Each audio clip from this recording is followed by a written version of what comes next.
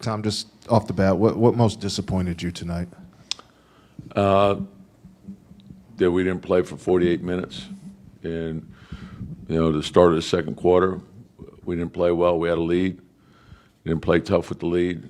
Came out to start the third. Didn't play well there. You can't afford to do that. Tom, when they have Drew Holiday on Cat, what ways can you take advantage of it, and why do you guys not? Well, because you got Cornette on the backside coming on a double.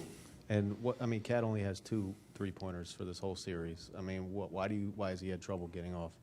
Well, they're staying with him. They're playing small, so they're up on him. And he was in foul trouble.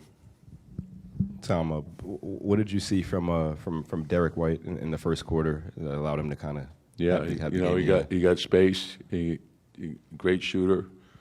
Can't give him that type of space. Tom, you talked about the way the guys came out at the start of the second, third quarter. I know you had warned this morning that you kind of expected what the Celtics were going to bring. Do you kind of feel like there was any let up of we're up 3-1? Well, yeah, I don't. I knew the type of aggression that would be involved in this game, and so I think you got to understand that, and it's a battle on every possession. Tom, start of the third quarter, they go on that run. You left your starters in for the first 8 and a half minutes of the period. Why did you decide to keep rolling with them? And just searching. Tom, OG's had a few rough shooting performances in this series. Just how much does that impact the offense when he has quiet nights like that? Well, I think that the big thing is we got to get stops. Like the first half, we scored fine. And Cat was in foul trouble for a good chunk of it, and so. But we scored 59. That wasn't the issue. The issue was the defense. And then to start the third, we got in a hole. We were trying to get on track, but you got to get some stops so you can get into the open floor. And so I thought that probably hurt us as well. Tom, I'm curious whether I think a lot of fans or just the average person from the outside looks in and says Tatum's not there.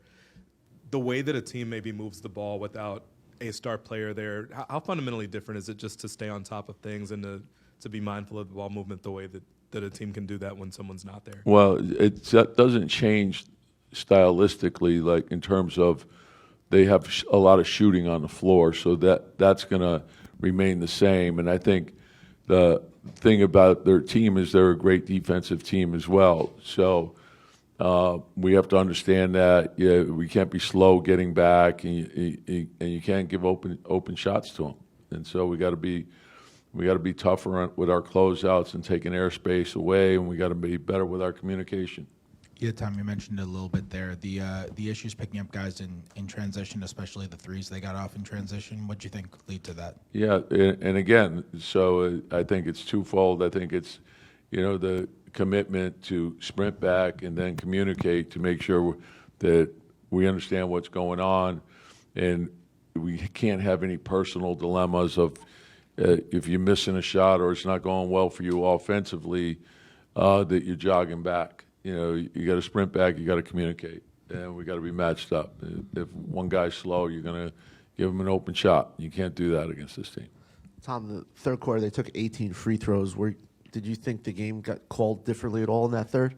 Nah, it was one of those games. I mean, we had 40. They had a lot as well. So it's like it was a choppy game. But I think that was also reflective of the aggression. I think that you saw Josh's layup. Yeah, I knew it was going to be that type of game. Kind of with that, Jalen had 5 of his 6 fouls in the third. Obviously, that's unique. But you started the fourth. Wasn't with that just trying to get a little bit of something going? Yeah, I just felt like the game was like if we were going to have a chance, it was going to be right there.